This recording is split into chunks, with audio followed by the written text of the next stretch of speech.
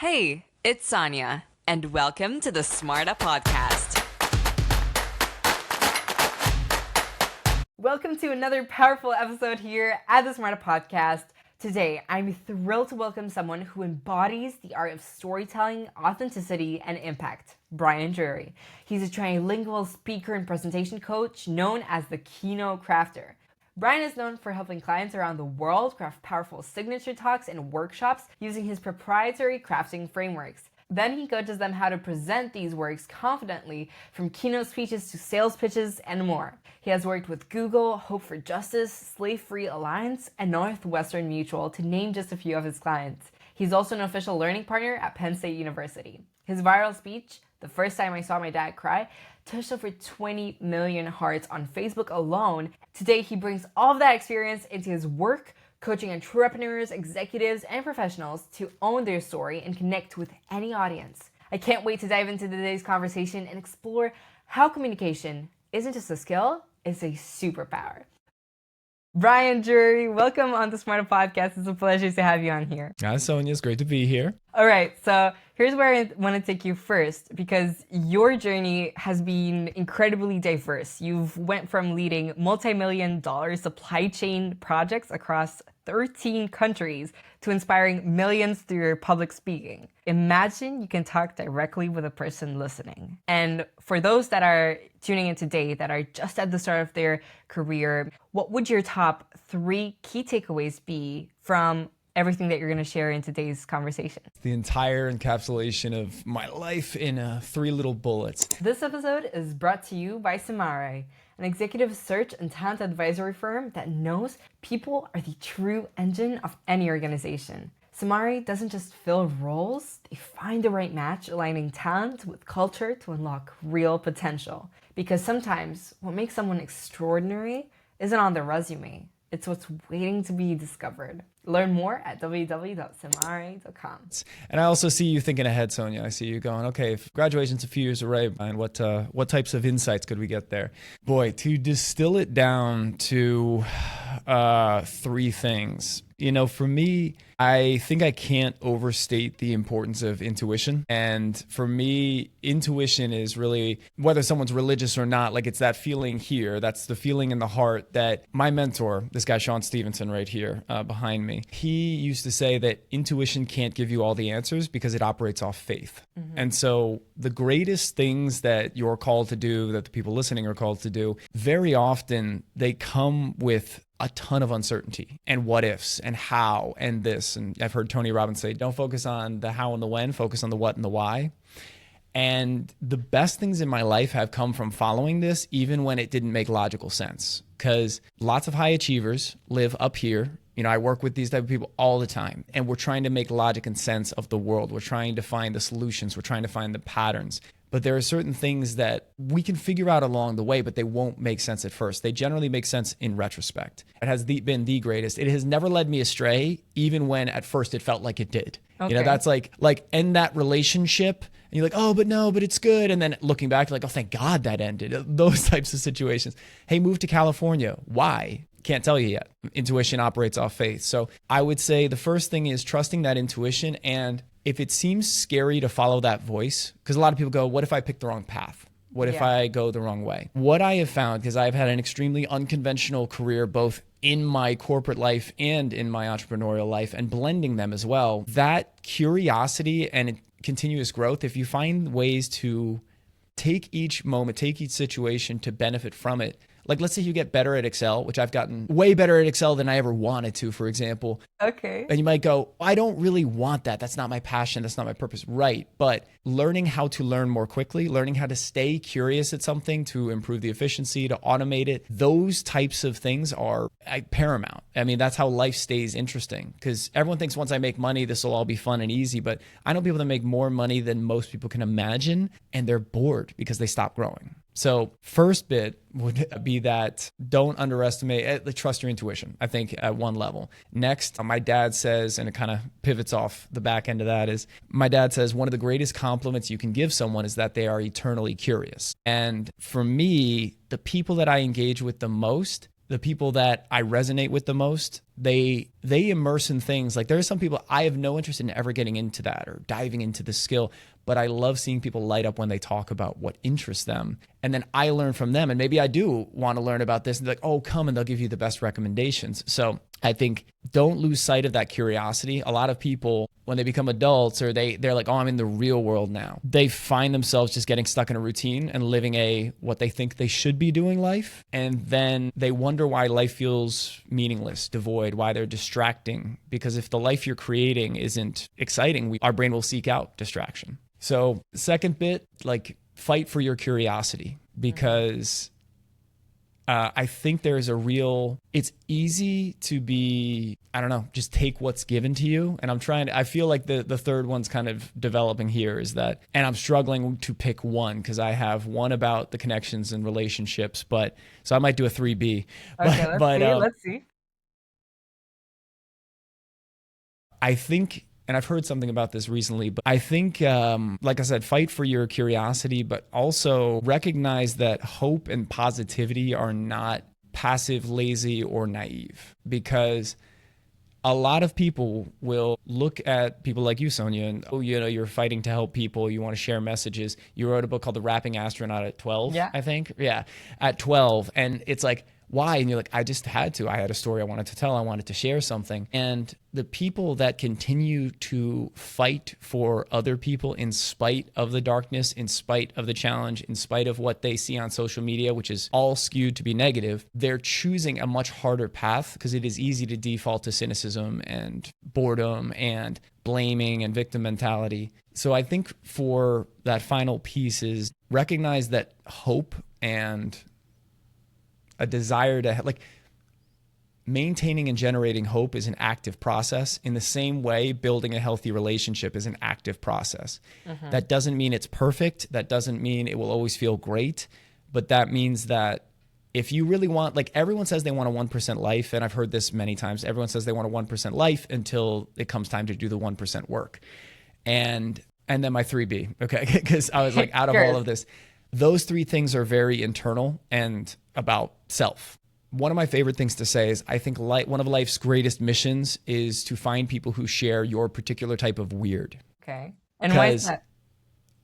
We're all weird in some ways. I mean, you can see on my shelf, I've got silly, fun things. I've got DreamWorks or Star Wars or, all this stuff, right? Ted Lasso. When I say weird, I don't mean I don't mean it in a negative connotation. I mean it in the sense of what makes you unique and lights you up. What are those things that bring out that childlike curiosity and excitement, and you see a grown adult going oh my God, yeah, yeah. That type of passion and excitement. Because we actually bond over what makes us unique, and we bond over struggle. And so when we find people who embrace challenge the way we do, if we find people that push us outside of our comfort zone in a loving way, if we find people that can give us the words when we don't have them, I think having that circle, one of the main things I teach, my most popular training right now is called non-cringy networking. And the idea with this is many people have lost sight of what networking is. They think it's smiling, pitching someone, using your cold pitch and handing business cards and making sales. And it never works for anyone because they go to these events, everyone's trying to sell to each other and nothing happens. The idea of building a network to me should not just be about building business.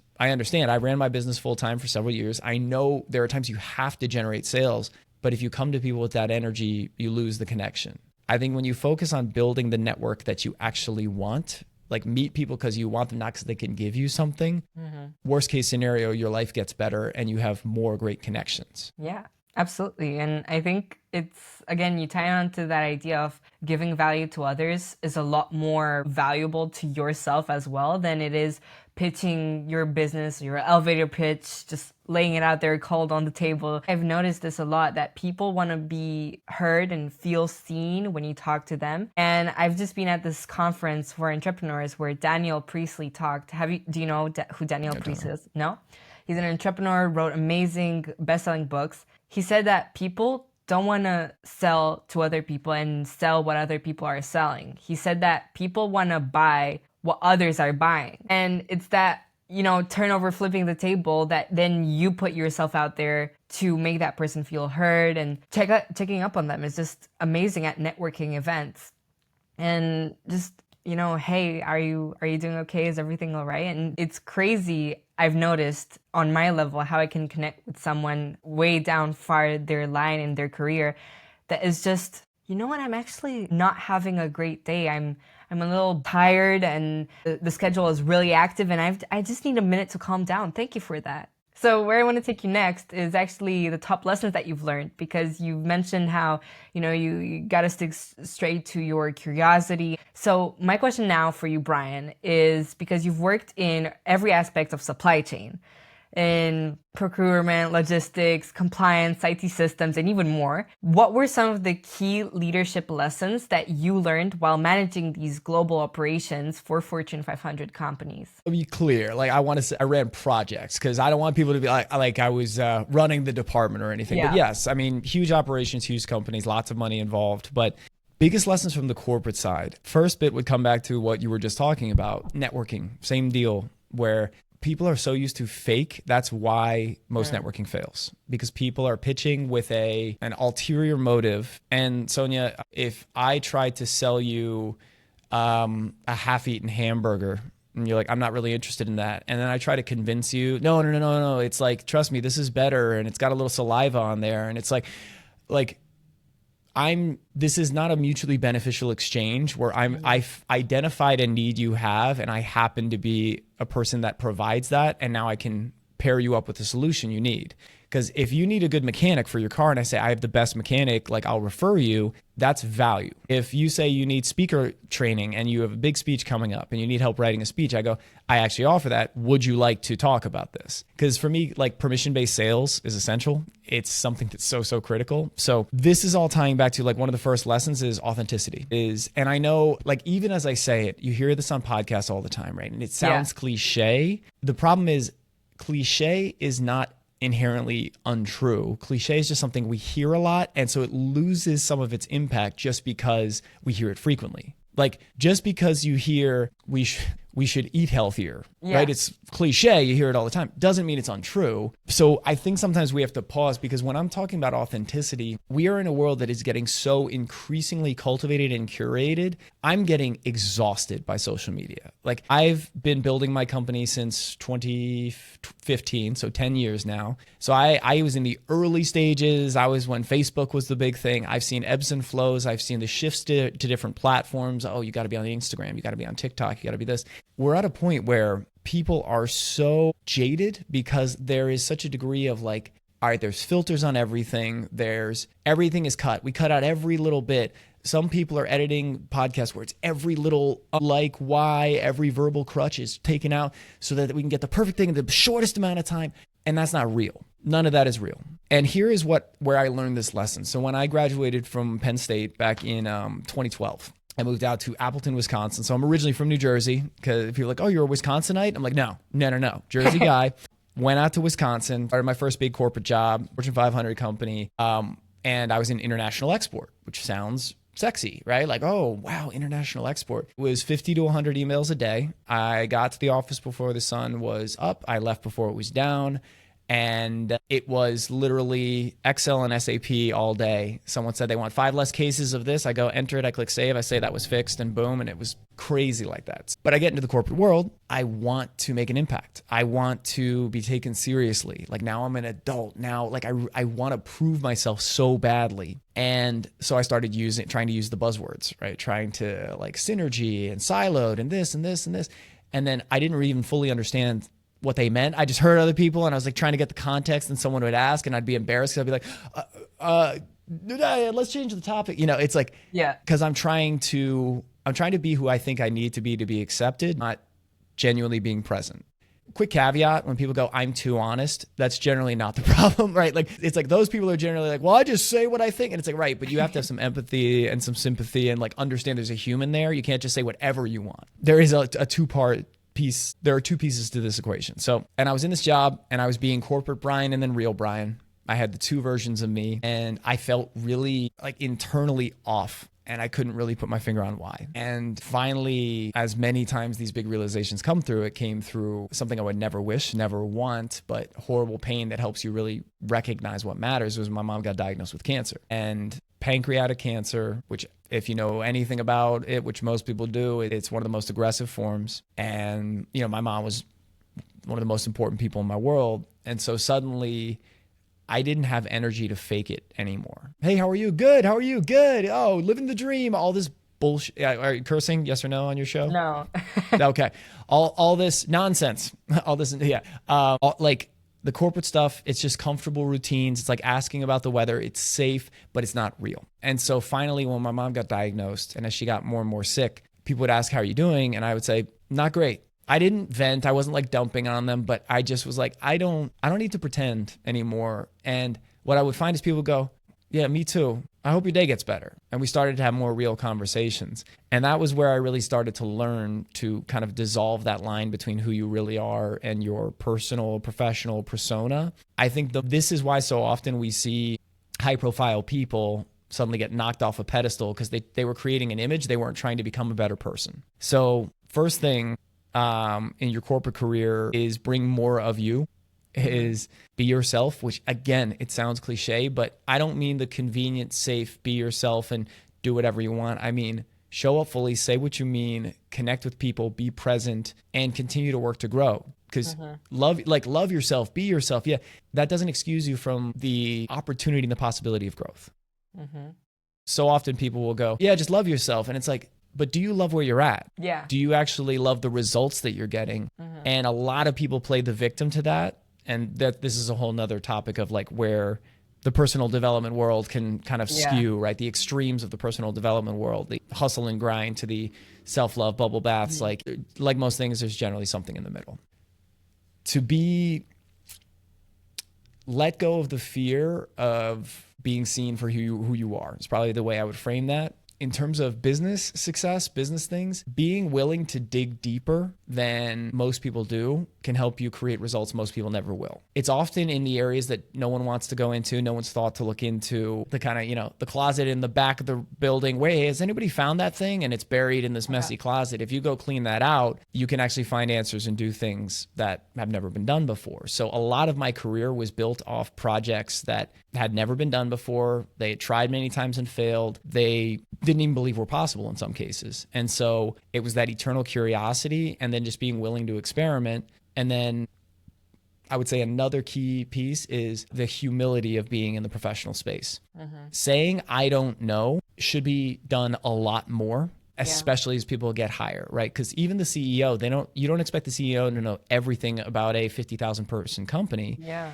But if he said like, what's our slogan again? All right, that's a problem, but having humility and being curious and celebrating the experts in their individual spaces. When I was in the internal consulting role where I traveled constantly, that's where I went to the 13 different countries. I lived in Brazil. My job was to kind of take this puzzle. The pieces were all over the place. Some were flipped over, some were in different rooms, some were with different people, collect them all and put it together and then show it to everyone. Like, this is how it's actually all working together. Here's where the gaps were so we can put this together. And it wasn't by me being an expert. It wasn't by me coming in and knowing everything or knowing everything about supply chain, which is impossible to do.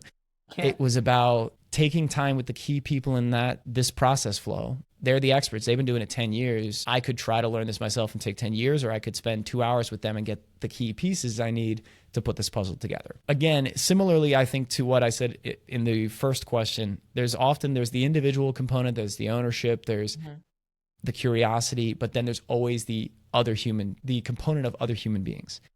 And I would say really it's taken me until just the past year or two with some other crazy experiences I've had to recognize I can't do it alone. And I mean life, not just the business side. But what I would say is I've had jobs where I focused on relationships and I've had jobs where I focused on like just results. And I thought the results would lead to things would be great with the results. And what I've always found is when you lose the human component, you often will find yourself, time is flying by.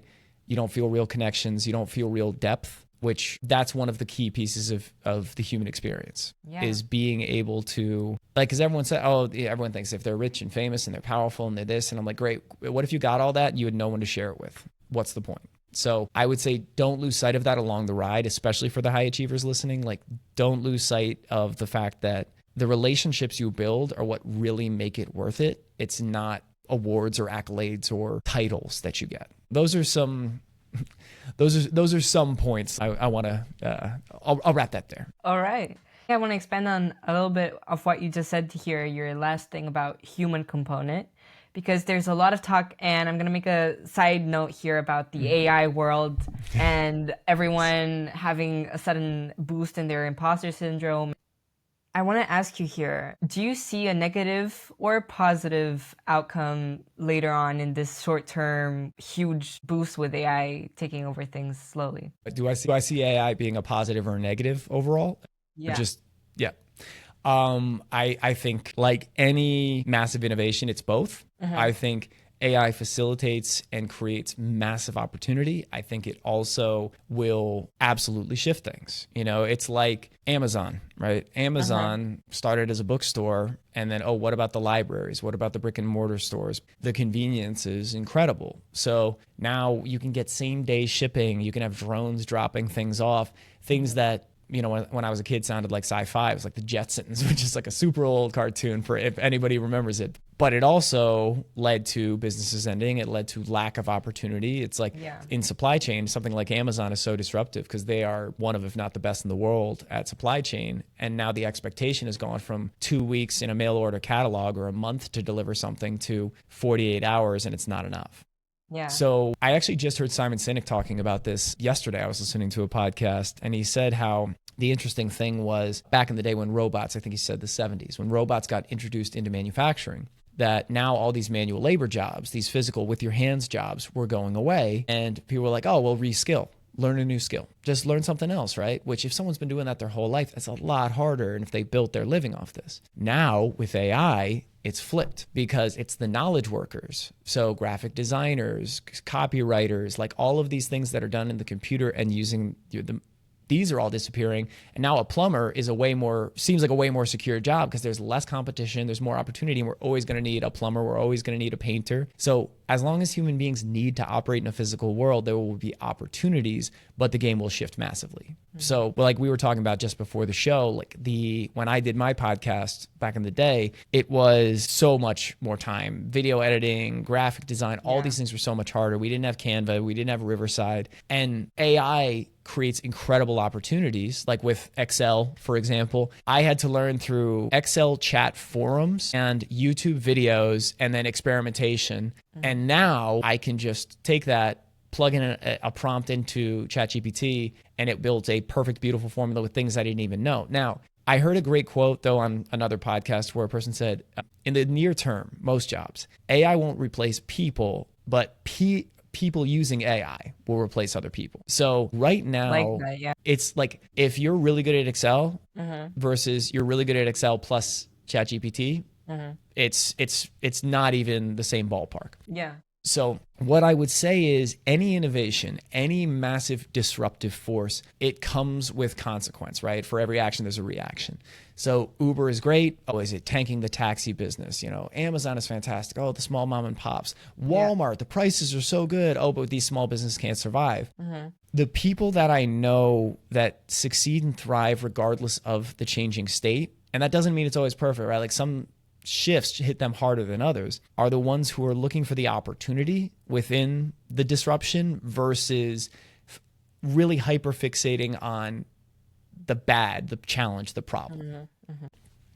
And I think what this is doing, and my gut has been telling me what in my business I've been seeing, is there is already starting a push for human interaction and direct human interaction, not through a screen, not through any of this, because people are getting so tired. I mean, think of like dating profiles. I got off dating apps years ago because I felt like it was so fake back then, but now it's AI generated prompts, it's AI generated text, it's super edited photos, and you don't even know who you're meeting, when really what we want is human connection. Simon talked about this. He said there's going to be a premium on human generated content at some point, because anyone can go use the AI to generate limitless things.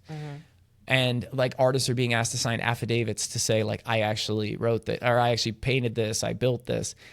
Even in my world, right? So I help clients write speeches, create workshops, and craft the stories together with, you know, the decade plus of experience I have with this. And it's like, oh, well, people can just write a speech using AI. It's like, yeah, But yeah, and AI doesn't know my process for pulling out the stories from a person and then sequencing them together and layering and using open and closed loops to build something that impacts. And AI can give you prompts about how to, do better presenting or performing, but it can't target that specifically for you. Trust me, it's going to get better and better. And there are things that it's scary how good and how quickly it's changing. But in the same way, like I was born pre-internet, which is, pre-widespread internet, like pre-World Wide Web, which when I speak at colleges now, they're like, what was that? Yeah. And so I saw, the rising of the internet, of that arriving into people's homes and how disruptive that was. And then Google becoming a thing. And now this knowledge source exists. And so AI has incredible potential. Always people will be looking for opportunities to take advantage. In the same way people said, how do I get to the top of Google search results? Now people are going to be saying, how do I become the first search in it? Those types of things. Hey, tons of opportunity. But if you have a skill that is easily transferred into an AI platform, if it's not already replaced, it is at risk. So the idea is if you're going to work as a graphic designer at a company, well, now if you can pair up with AI and use your expertise and your knowledge to build on it, that's one piece, but still that's very common. If you can do this, right, take your skill set, use AI to enhance it, but also you're great with people. That's the real game changer now is find that ability will never go away, until there's a singularity and it's Terminator world or something, right? Like AI takes over the world, which I don't think that's coming anytime soon. Yeah. I hope not. But your ability to connect with people is one of the single greatest deciders of your success. My business has grown almost exclusively through referral, and we're in a world where anybody can look good online. So we trust a referral from a trusted source 10 times more, and we don't have to try and sift through all the perfectly generated, curated AI nonsense. They just go, hey, Sonia's great. You should bring her to moderate this event. They're like, oh, awesome. Perfect. That's all I need. But that comes from the human connection and the trust that we've built, not through a curated webpage or social media profile. Yeah. And I made this little side note here because, I want to talk about your changing careers from, the moment where you suddenly pivoted from the world of operations to storytelling, which is, from what I've noticed, a completely different world, hopping on to the other. It takes a lot of practice. Now you do speaking, which, again, ties onto storytelling. From supply chain to speaking, so I got to question you on this one here because I'm really curious as to what made that shift for you click and what made you shift from one point to the other. What was the, let's say, moment where you realized I want to go into storytelling now? I think like any story, it's rarely ever just one, but there are some ones that are bigger than others. And when I graduated school, I was curious about entrepreneurship. I didn't really even know what it meant. I was like, people own their businesses or something. And so I was living in Wisconsin. And it's funny because often the big moments, like the total shifts, can start with something very small, right? It's the single domino. It's the little match that lights the bonfire, right? But this is why I said pay attention to that intuition, because this feeling, when you feel that pull, and especially when you kind of push it away, you go, no, that doesn't make sense. There's no money in that. Can't, I won't, should. And it keeps coming back. That's for a reason. And this is why I tell people to do micro experiments is talk to people who've done it. Go try a version of it. Take a class in it, right? Do something small. Just sign up for a webinar. It's sample your curiosity, right? Take a sample. You don't have to shift your whole career path. You don't have to do everything. Someone goes, how do I know if I want to be a doctor? I'm like, talk to doctors, right? Talk to doctors, go do some research, see what it's actually all about, because a lot of people go, I want to be a doctor. Why? Money, prestige, it seems like dating is great because you got all this stuff and you're handsome and you're this. And it's like, yeah, but you're working these hours and this is how the healthcare industry is shifting. This is what AI is doing to that industry. But it's not to say you have to decide your path forever. Certain career paths take more of a time investment up front in order to get into it. And some people go, what if I pick wrong? People pick wrong all the time. And a lot of things you can't know until you actually do it. So one of the biggest things is to just get started trying and experimenting and be open to shifts and recognize that the shifts don't know, somebody I'm miserable in my career. It's no, you're just over-indexing time in your career and you have no social life. So there's nothing to enjoy. Yeah. So you need to rebalance your priorities. It's not the career, it's the way you're balancing your day. So I think we all have these shifts. We all have these moments. And I'm back in Wisconsin. And if you know anything about Wisconsin, it is very cold, very intense weather, like 9 months of winter. And my first winter there, it was 2 weeks. Well, you're in Romania, so you guys get some real cold as well. It was 2 weeks in a row of minus 40 degrees Fahrenheit was the high. And the coldest day was minus 53 Fahrenheit, which is minus 40 Celsius. So it gets cold. And snows every 3-4 days. A lot of weeks you wouldn't, in the winter, you would see the sun one day a week. And so I'm in this job and I'm really working hard. I want to prove myself. I want to make an impact. I want to, prove myself, all this stuff. Yeah. But it felt like I would come in on a Monday, I would put in my headphones, turn my music on, and just start cranking. Mm-hmm. And then Friday, I would unplug and be like, what happened to the week? Where am I? Yeah. And a lot of people, we were in our early 20s. It was like, and it is a big drinking state. So a lot of people, it was just go drink a lot on the weekends and then deal with the hangover, be a little fuzzy Monday, Tuesday, and then just repeat it, right? And I just said there's got to be more to life than this because I'm in the real world now. This is what it's supposed to be, what I've been building towards, and I'm just repeating these same routines. And so one day... I'd like to take a moment now to thank our sponsor for this episode, Computer Generated Solutions. In today's fast-moving business world, the right partnerships make all the difference. With over 4 decades of expertise, CGS delivers world-class business applications, enterprise learning solutions, and outsourcing services across 45 countries. From fashion and healthcare to finance and technology, CGS helps businesses scale efficiently and elevate customer experiences. Find out how CGS can support your company's success today by visiting www.romania.cgsinc.com. And so I'm in this job and I'm really working hard. I want to prove myself. I want to make an impact. I want to, prove myself, all this stuff. Yeah. But it felt like I would come in on a Monday, I would put in my headphones, turn my music on, and just start cranking. Mm-hmm. And then Friday, I would unplug and be like, what happened to the week? Where am I? Yeah. And a lot of people, we were in our early 20s. It was like, and it is a big drinking state. So a lot of people, it was just go drink a lot on the weekends and then, deal with the hangover, be a little fuzzy Monday, Tuesday, and then just repeat it, right? And I just said there's got to be more to life than this because I'm in the real world now. This is what it's supposed to be, what I've been building towards, and I'm just repeating these same routines. And so one day, I was literally sitting on my floor. I was like having a pity party in my apartment. I'm all sad. I'm like on my computer. And my brother, who's my best friend, he knew I was having a bad day. And he sent me a video, like just a YouTube video. And he goes, watch this. And it was called Sean Stevenson's Dance Party. And I was like, dude, like, and when you're in a mood and you don't, I'm like, dude, what is this? Like, I don't need some silly. And he goes, just watch it. I know you watch it. And so this is Sean right here. But so I see a 3-foot-tall man in a wheelchair dancing to Kesha's Your Love Is My Drug, saying, we take life too seriously. We need to enjoy the ride more. We need to celebrate the moments we have. We need to be silly. We lose that. And it turned my whole day around. Like I was smiling. I was I actually got up and I was like, you know what? I'm going to go get my groceries and like all this stuff that I was procrastinating on. And then I went, who is this Sean guy? I don't even know him. And he just changed he changed my life in a small way, but it felt like something bigger. And then he turns out he's one of the most prolific speakers on the planet. He's been on stage with the Dalai Lama and Richard Branson. I watched his Awesomeness Fest Costa Rica speech. And that was like my first real introduction into personal development. That was like understanding the world. And this guy who was born with a brittle bone condition, that his bones were about as strong as a piece of chalk when he was born.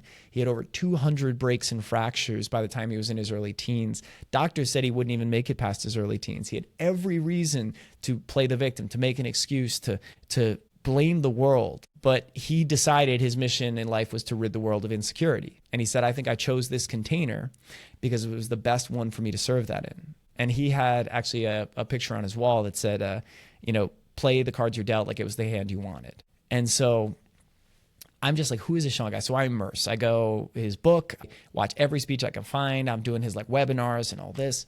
And that gets me into personal development. I start shifting my life. I said, if I can make Appleton, Wisconsin interesting, I can make any place interesting. And I'm doing the best. I'm like, I know this isn't my forever place, but I can make this great while I'm here. And fast forward, 2014 was the first time I got to meet him in person at one of his events. And meeting him, like I wanted to meet him more than just about, I actually literally have it on a vision board that I still have. It's in the other room. A vision board I made in like 2013, poster board and everything. Meet Sean seemed crazy to me. That seemed like, why would he, some 20-something-year-old dude, why would Sean ever want to talk to me? He's this big, prolific speaker, coach, therapist, international best-selling author. And I'm like, I'm just some guy. I get to meet him. And when I met him was actually at one of the darkest and worst times in my life. As it was just about a month and a half before, I had started this dream job where I was getting paid to travel around the world, flying business class, 4- and 5-star hotels, doing these big important projects, dealing with executives and leaders, internal and external. Like, I'm doing all this stuff in my mid-20s that was my wildest dreams when it came to my job. But 3 months before, I had just lost my mom to cancer.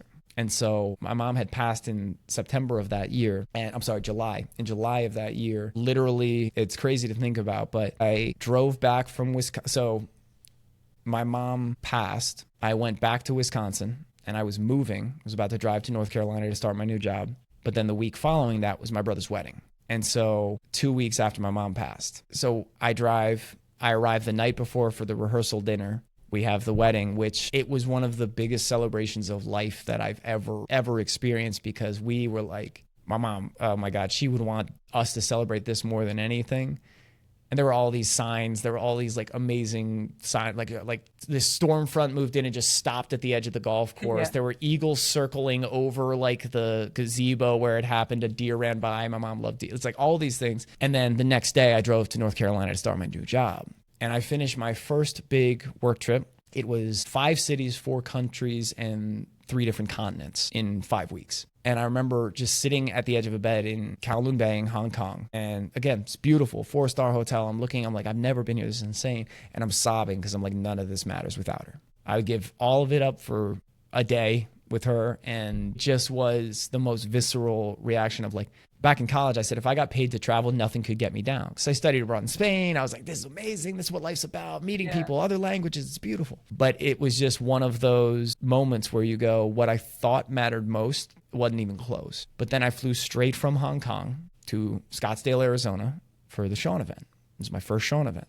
And I got to meet him. And by the end of that, there's a testimonial video, which just came up on Facebook Memories like 2 weeks ago. And it's me saying like, this is the first time I've been happy since my mom died. And this is what I want to do. And like all of that wasn't in the video, the final video, but I remember saying these things like, I want to do this, speaking, coaching. I have no idea what this means or how to start or whatever, but like, this is what I want to do.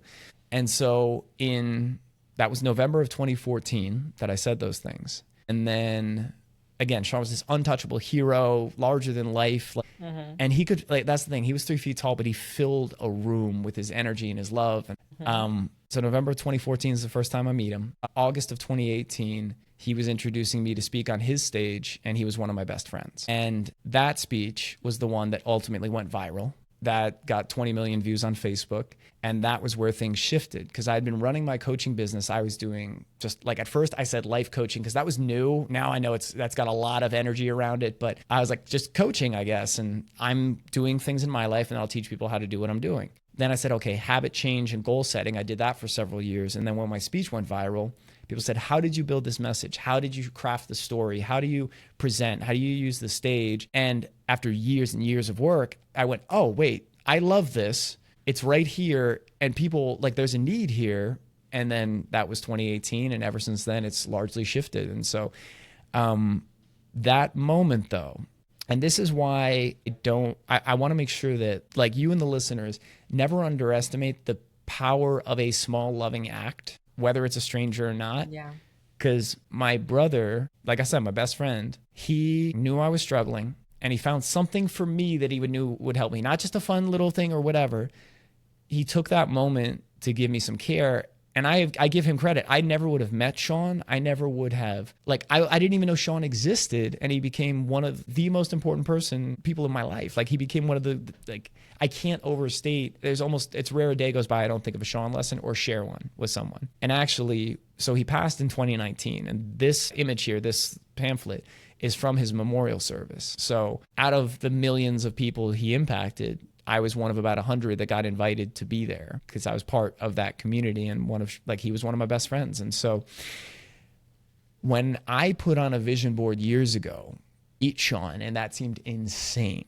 This is where my intuition said, go for it. That first ticket I bought was $1,000. And when I graduated from school, I had $80,000 in student loan debt. Like, I had a good job, but I wasn't making crazy money. I had just enough. This seemed insane, but something here said, you'll figure it out. And I look back on those things now and I go, I can't even imagine not, but the clarity comes with time. That's your intuition rewarding you for being curious and going on the path and trusting it. You're having that faith. So that really was, I like to highlight the small moments because everyone thinks it's going to be the standing ovation on stage. That's the big moment. But I have many smaller moments when my business was less established, when I had less experience, that were far more important because they were the ones that reminded me, like, this is why I'm doing what I do. And this is the reason, because when my mom passed, I said, all right, I had the best mom in the world. And she gave me enough love for 10 kids in the 24 years I had her as my mom. So now it's part of my job and my mission is to share that love because I had that cup overflowing. Now that's my job to share it. And my mom would want me to do it with whatever my art is, whatever like is my truest expression. And that was, Sean helped me create something that I could do that. And just for reference there, for the people listening, if they don't know what your viral video is, it's the first time I saw my dad cry. And it's this emotionally incredible and impactful video that I just re-listened to it again before we got on the podcast. And I mean, it's impossible not to be completely touched by it and sit there and realize the most important moments, as you were saying, really can be overlooked. Also, these moments where you teach your clients about presence and clarity, as you were mentioning. What makes the difference between a good and a great speaker? Oh God, I could and do seminars on this or similar topics. What is the difference between a good or good? By the way, you have great questions. Like I'm impressed because there are certain questions you get often in podcasts, but even the ones that I've gotten before, you add some nuance. So just to applaud you there because I love a good question, because this is actually one of the skills I teach people is if you ask a good question in a slightly different way or with like a tag that's different, you don't get superficial answers. People actually have to go internal. And so it's one of the best skills for speaking is if you get people to go internal within themselves, they actually get lost in time. Like there's time dilation, time disappears. There's these amazing things that happen. So a good versus a great speaker. Oh, okay. It's like, guys, I know we don't have unlimited time here. Okay. I think I can distill this down. A good speaker, by most people's estimation, right? A good speaker is able to confidently stand on stage and present and do well. They're able to be up there. They're able to deliver the content. They don't have a lot of verbal tics. They don't have a lot of ums and ahs and things. They're able to deliver it in a way where people go, that made sense, right? Like, oh, that was interesting. That was interesting. But there's a quote that I love that says, if lack of information was really the problem, we would all have a six-pack and $1 million. And so a good speaker can convey information and educate you to a degree. A great speaker can create emotional shifts that cause you to think or behave differently. Lots of people, good speakers can go up and hype you up. And to me, when people say, Brian, are you a motivational speaker? I cringe at it because to me, unfortunately, that moniker has like people that go up, you miss 100% of the shots you don't take and you got to take shots and they're just yelling at you and people get like, it's like a football rah-rah speech. Yeah. And people get jacked up. They go, tomorrow I'm going to change everything. And then they go home and nothing changes. Don't do it. Yeah. It's just the same old because that's, like all sizzle, no steak, right? That's make it look good. This person that's dressed up well and they've built success. So they've got the secret and they've got the answers. Here's the other thing. A good speaker makes it more about them than they do about the audience. Okay. A good speaker wants you to know how good they are at what they do and convince you that they're credible and they're really solid and they can get these results. A lot of good speakers will tell you a story. Incredible. They climbed Mount Everest and there was an avalanche and they clawed their way out, but the team came together and they learned if you just take one step at a time and you pair yourself with the right team and you never lose sight of your goal, then you can achieve anything. And everyone claps and everyone does this. And people walk away and actually what they've done, what the speaker has done without intending to, if this is the audience and this is them, they've done this. Because there's a person in that room that is struggling to even get up at their alarm. Mm-hmm. there's a person in that room that has been so depressed that the idea of even showering has become overwhelming. They are not inspired by that story about what their potential is. They're going, well, that person's better and different, or they don't have the challenges I have. They don't understand what it's like to be me. So they've done this. What Sean taught us is to shave the legs off your pedestal. When you're on stage, even when you're on screen, Sonia, like people will go, well, Sonia's this, she's doing these things, she's this. Your job is to create the human connection by authentically expressing the vulnerability, the doubts, the fears, the insecurities. My podcast was called Overcoming Graduation. It was about teaching young adults everything I wished I'd known going on this journey. So basically I was telling about where I messed up and what I learned and this, or I was bringing on experts and then asking a bunch of questions. A great speaker recognizes that we're not on stage for ourselves. We are there for the room. We are there for the people that are here. And the emphasis from months in advance when you start preparing to the after the Q&A and everything is on delivering for them. When you are able to connect human beings to their own potential and then give them tools and ways to shift their behaviors, that has the potential to be life-changing. And as much as we want to think we're logical and, up here, and again, all these type A people, right? This is how we make sense of the world. This is how I get results. Mm-hmm. We are not logical beings. We're emotional beings that justify our emotions with logic. So that's why so many times you've read something or watched, like we all have, and gone, that's a great idea. That would be good. I should eat better. I should work out more. I should work on my business. I should write the book. I should do these things. Should. And nothing happens. Yeah. But it's when someone gives you a significantly strong emotional shift. It is when your reason becomes strong enough. And this is when people talk about your reason, your why. It is an emotional shift that makes you go, it's time to make a change. It's worth making the change. It's worth fighting through the adversity and the pain and the challenge and the struggle. Because no matter what you do, if you want to grow in it, it will get hard. It will get challenging. But it's having reasons that are strong enough why to keep going that help you push through. And I like some of my friends now and the people that I get to work with are my buddy Tim Nelson is the CEO of Hope for Justice. It's one of the biggest anti-slavery organizations in the world. And this guy faces the darkest parts of humanity all day, every day, and that is his choice in his career. And what I say about people like Tim, I get emotional talking about Tim because he's just one of my favorite people. A lot of people get overwhelmed by the dark and they either shy away from it or they just get consumed by it. Tim is one of those rare, unique people that fights to bring light into the dark. And even if it's just a candle, even if it's just that little flickering flame and it's far away for somebody, we're coming, you're not alone. That can't be understated, like the importance of that. And this ties back to the question of what's a good versus a great speaker. Like a good speaker is gonna convey information. Sean said like a great speaker, it's an exchange of humanity. And so exchanging information, ideas, cool.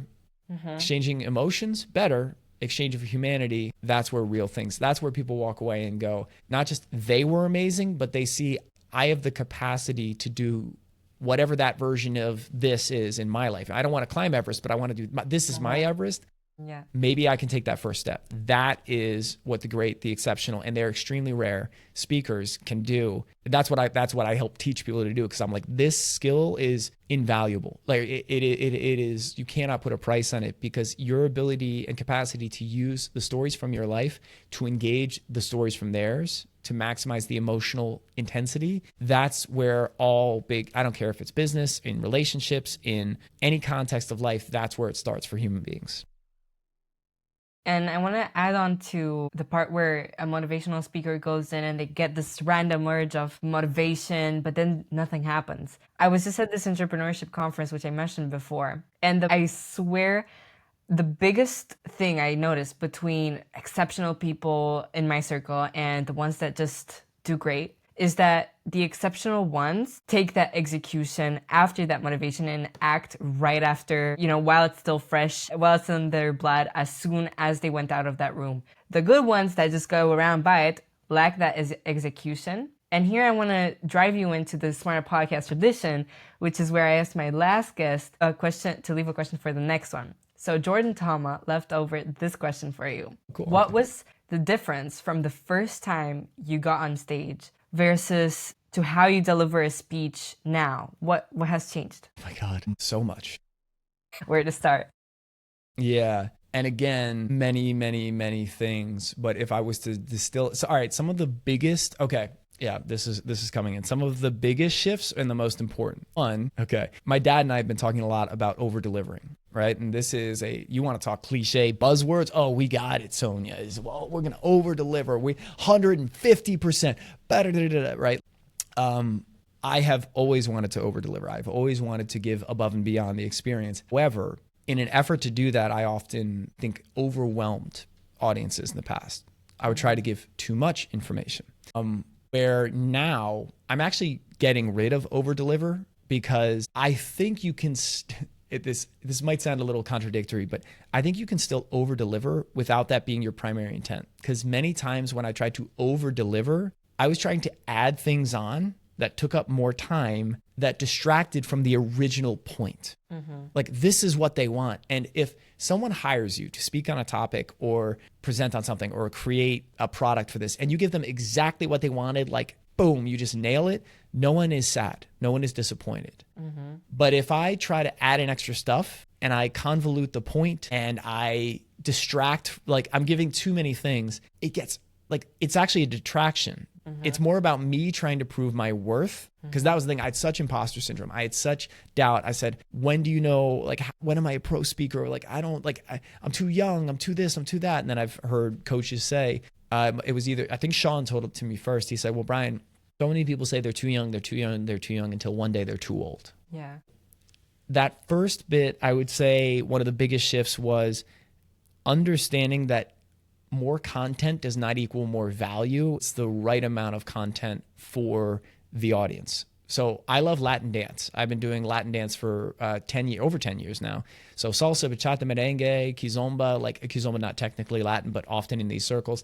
I love Latin dance. And I actually used to help teach Cuban salsa. Now, have you ever taken a dance class? Yeah, I actually do. And I actually also do bachata. So I know exactly what you're talking perfect. about. All right. So you're going to know this, like I use this metaphor all the time, and even non-dancers, it hits, because if you when you went to your first bachata class, right? You took a class, or did you go to a social? I went to a social class, yeah. A social, okay. And so when you first get there, how overwhelming is it? Let me tell you, actually, for me, I went in there ready to rock it. Like, I'm going to take over the world. I just went there and was ready to do it.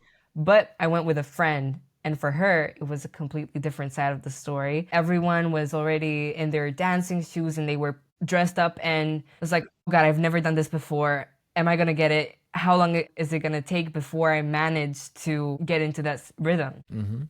And that would be most people.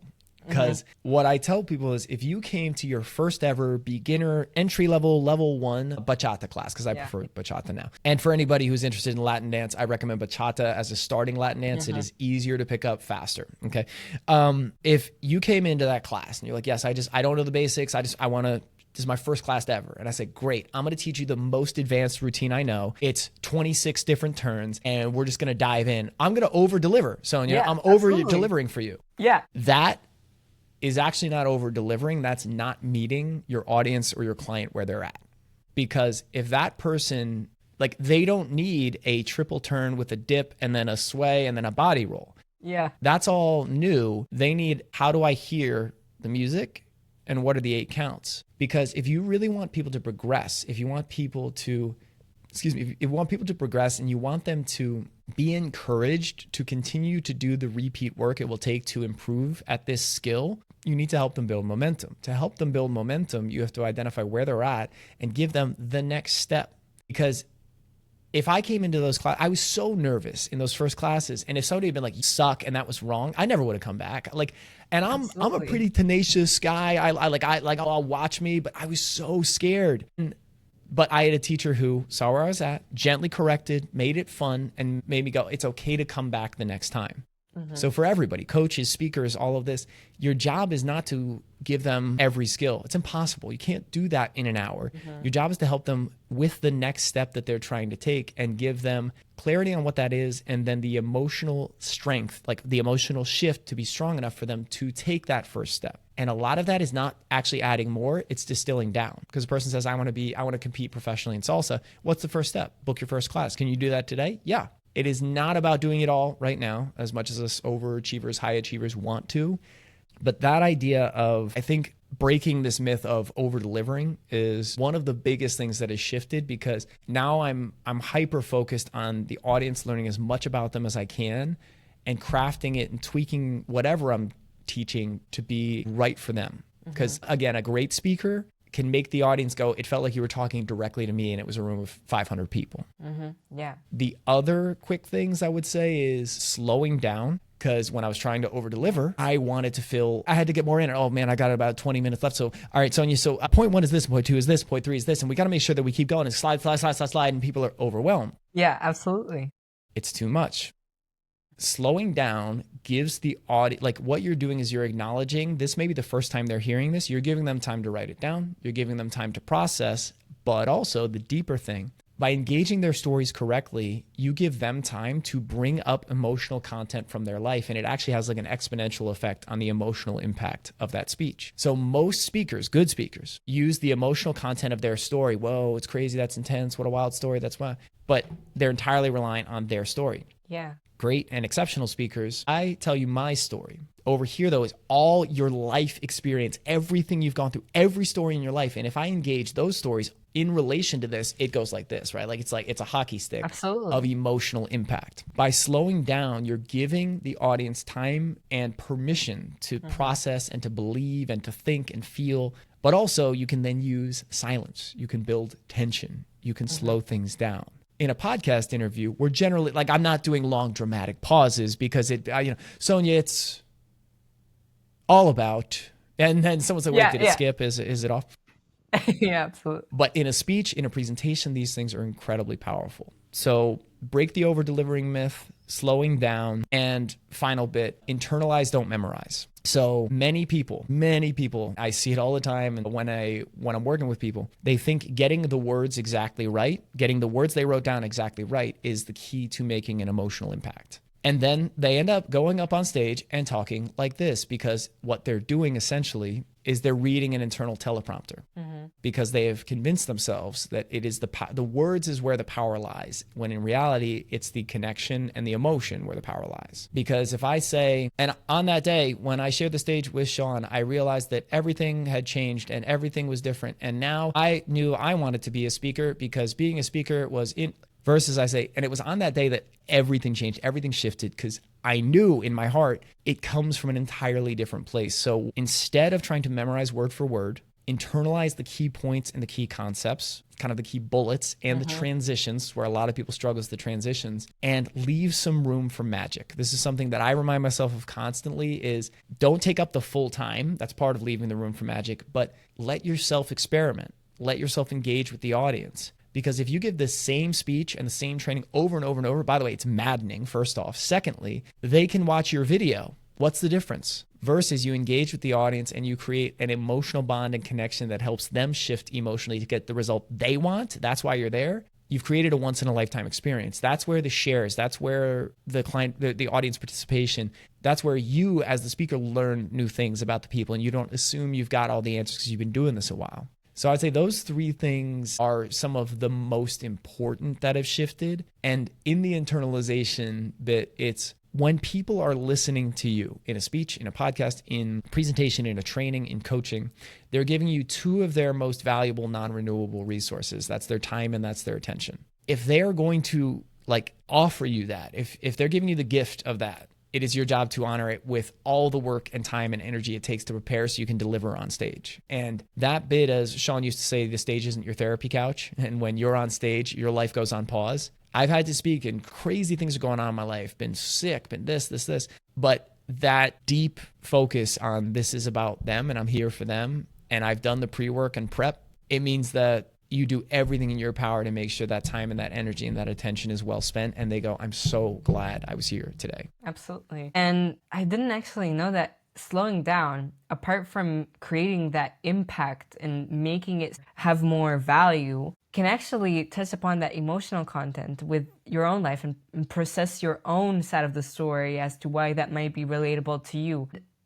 I'm going to take you back in time now because I started the podcast with you talking directly with the person listening. I want to end it in the same way. So Brian Drury, if you were 17 again and you were able to speak to your younger self, if there is any advice or one message that you could tell yourself, what would it be? 17-year-old Brian. So I would have been in senior year of high school in New Jersey. I don't want to give him a hug first off because God, he was stressing about so much stuff. There's so many things. If I had to pick one thing to share with that 17-year-old version, and right now as I'm thinking, I'm going, well, you see, me pausing here does create some tension because we haven't had long pauses in this conversation. So where's it going? Also, real quick, because I'm not totally stalling, but a part of my brain's working back here as I do this. To be seen as more confident and authoritative, slowing down, and to be more comfortable with the silence than the audience. Those two skills can immediately increase your presence on stage. And it also actually increases the perception of your intelligence. So this is one of the crazy things. If somebody just goes, yeah, it's this all the time, they could be the best expert in the world. Mm-hmm. But if they pause to think, we go, they're thoughtful because they're comfortable on stage. They're not nervous. They're not freaking out. They're willing to have this silence. And actually people lean in when we get quiet. So I was just like a little speaker tip for everybody as we're wrapping up. So what would I tell my 17-year-old self? How much time do I got? Because I was like, buddy, if we got a day, we're going to block a room. We're going to go through some stuff. What I would say, some of the first things that are coming to mind now, you can't do it alone and you don't want to. And in fact, you're missing the point if you're trying to. I was so driven when I was younger to prove, and I don't know to who or to what or where, but I thought I was going to achieve my way to feelings of self-worth. And at times, throughout my 20s, I wouldn't go to the event. I would work on my podcast. I wouldn't go hang out with friends or try to make new friends. I moved so much that making friend groups, it was hard. But I would basically go work at my job. And then I would come home and work on my business. And then on the weekends, I'd go, here's one of the perfect examples. I moved to California. It was a dream to move to California. And I wanted to be close to the beach because I love the beach. It's one of my favorite places. I said, I'm going to go all the time. I've been out here since 2018, so 7 years now. And I would say in the first 5 years, I may have gone to the beach less than 10 times. Yeah, because the enjoyment and the experience of life was always second to the to-do list. And that did enable me to do things that a lot earlier than I expected. Some amazing things, some amazing accomplishments, very cool things. And at times you do need to sacrifice other things to create certain results. However, that's we could do a whole podcast on the word sacrifice because there's a lot of people selling this idea of hustle, grind, and sacrifice. Yeah. And that was the big thing when I came out of school, the hustle and grind, and then the digital entrepreneur, right? Like work from, a bathing suit around the world and you can wear it wherever and blah, blah, blah. That was the big thing. What I found is now it actually took me breaking in about every area of my life. Like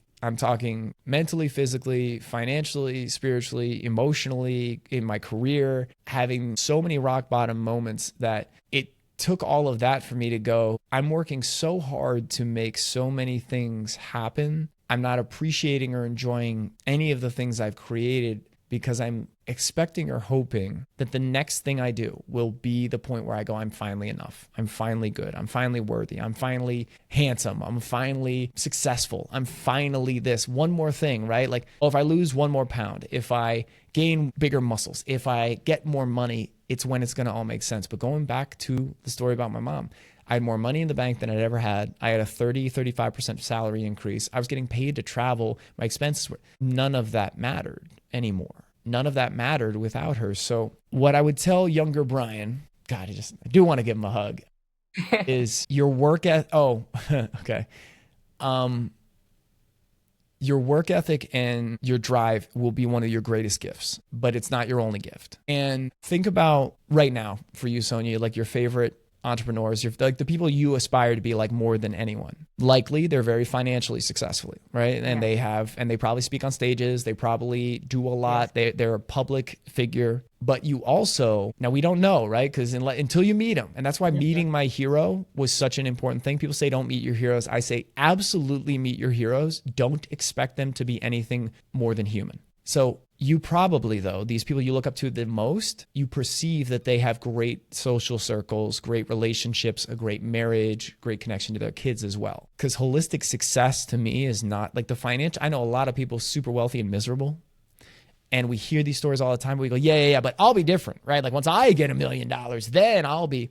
It's a tale as old as time. And if you pay attention, you've studied people as long as I have, you see there's a reason we see these patterns repeat. You're not like, it's not the fame that we want. It's not just the money. Like, listen, money does solve money problems and money does facilitate great things. And I think you can do a lot of great things. I think there is a great thing to generating wealth in your life so you can give at more as well. So you can experience and give. It's all of that.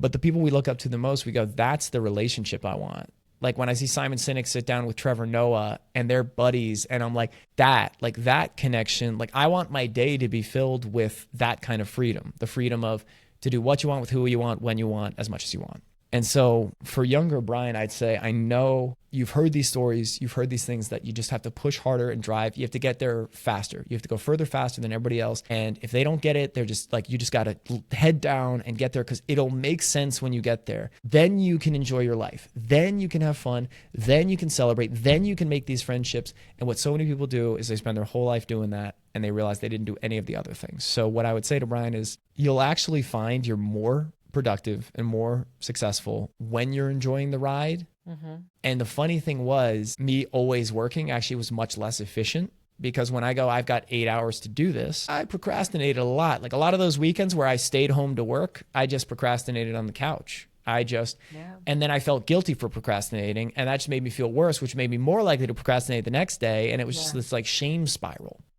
Versus now, my life is the most full it has ever been. I had a major back surgery just 2 years ago. I had a spinal surgery for a ruptured disc at 33 years old. I couldn't walk or move. That was during my time as a full entrepreneur. I live like, it's just me and my cat here. And so it's like, hey, I love him to death. Not the best nurse, right? He couldn't like help me up and stuff, but it took me losing that to actually be grateful for what I have had all this time that I never really celebrated before. And so, and I said, I have a friend who she beat cancer and she lives life in a way, I like love her to death because I said, when I'm healed, I want to live like that. Like right now I have to prioritize healing. Right now I have to prioritize getting better, but I want to live that way. And I'm really proud of myself because I have now. And like today I've got this, I'm going to get matcha with a friend. I've got a bachata birthday party that's cowboy themed. And then I'm going to this crazy planetarium mesmerica show. But I knew Saturday was going to be crazy. So I worked during the day and outside of work all week for client deliverables and things for my day job and my company. And tomorrow I'm taking a damn break. So that would be the other thing. The final thing is, Brian, my mom always used to say to me, she would go, I'd go, I'm going to do this and this, and I got this planned and this. And she'd go, great, where's the break? Because I don't hear any rest planned in there. And it took me till 35 to learn, like I treated rest like an afterthought, or it was weakness, or it was like I wasn't committed. In fact, having the discipline to give yourself the rest and recovery that you actually need will improve everything, physical, mental, emotional, and spiritual. I would say, dude, slow down. Back to the speaking lesson. Enjoy the ride more. A lot of these interactions and friendships you think are forever, they're not. You grow apart, you move, things happen. Sean passed away. I thought I would have Sean forever. Thought I'd have my mom forever. But nothing is promised, nothing is guaranteed. And so wouldn't you much rather, even if we're just having matcha at the shop down the street, wouldn't you much rather be present, engage with that, enjoy that, give yourself breaks, and then work? Yeah, when you work hard, work really hard. But I know I'm not love Alex Hormozy. I don't want to live that life. So, do I need all that? No. Do I learn from him? Absolutely. Love his stuff. Has absolutely helped me. Just because there's people who have found success in a certain way doesn't mean that's the way you have to do it. So as simple, it sounds trite. But it's not. It's like, I think many of the greatest truths might sound like cliches because they seem too simple to be true. Or they seem like, well, it's not always like that. Right. But that's the point. It's the contrast in life that gives life meaning and purpose, and it's the sadness that makes the joy so meaningful. So don't be rushing so fast past all the accomplishments and the joy and the things that you don't get to enjoy the gift and the message and the lesson and the experience. I love that, and I completely agree with everything you've just said. And thank you so much for being on the SMARTA Podcast, Brian Drury. It's really been a pleasure, and I truly wish you all the best of luck with everything you've got coming up in the future. Thank you, Sonia. Like I said, I am very impressed to be doing this at 17. It says a lot about you, and to be consistent with it, like we talked about before the show. Yeah. And I'll give you that reminder as well, too, though. Make sure you're enjoying and focusing on those relationships, because that was one of my favorite things, was these types of connections I could get from the podcast that I never would have gotten otherwise. So never lose sight of that, because you'd be amazed how those things are going to materialize into other opportunities in the future. Congratulations on doing this, and great job, because I know how much work it takes, and you did a phenomenal interview. You really did. Thank you so much, and we'll keep in touch, and then wish you all the best. Thank you so much. You too.